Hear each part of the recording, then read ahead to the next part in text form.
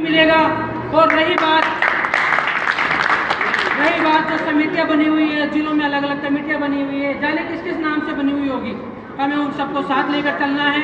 वो भी हमारे भाई बंधु है, किन्हीं परिस्थितियों में बनी होगी। 10-12 साल से जो समाज की स्थिति थी उसमें वो कमेटियां बन गई, उनका कोई उसमें कोई दोष नहीं है।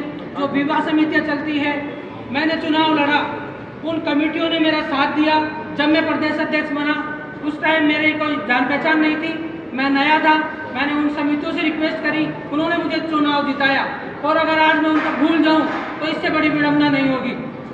तो मैं उनके साथ खड़ा हूं, आप इसमें लग जाइए। मैं तीनों विवाह समितियों से हाथ जोड़कर निवेदन करता हूं कि आप जब भी सम्मेलन करते हो तो आप गांव-गांव जाते हो डोनेशन के लिए, तो मैं आपसे निवेदन करता हूं कि अभी आप गांव-गांव जाएं और हमारे कार्यकारिणी के साथियों को साथ ले जाएं और समाज को एकजुट करके महाकुंभ में, इस महासभा महारैली में पधारने का अनुरोध करें।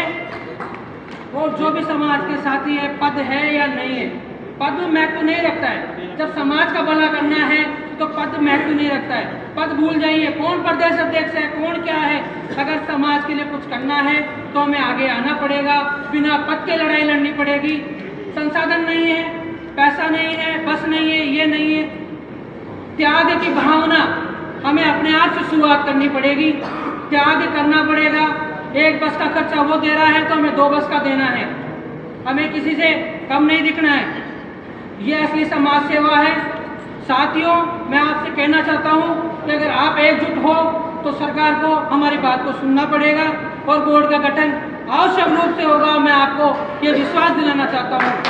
और जब तक बोर्ड का गठन नहीं होगा, हम आपके लिए, समाज के लिए सरकार से सड़कों पर संघर्ष करेंगे, बोर्ड बनवा कर रहेंगे।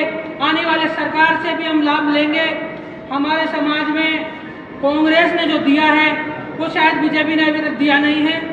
मैं बताना चाहूँगा कि हमारे आज़ादी के बाद में 1960-65 में यहाँ प्लेट लगी हुई है।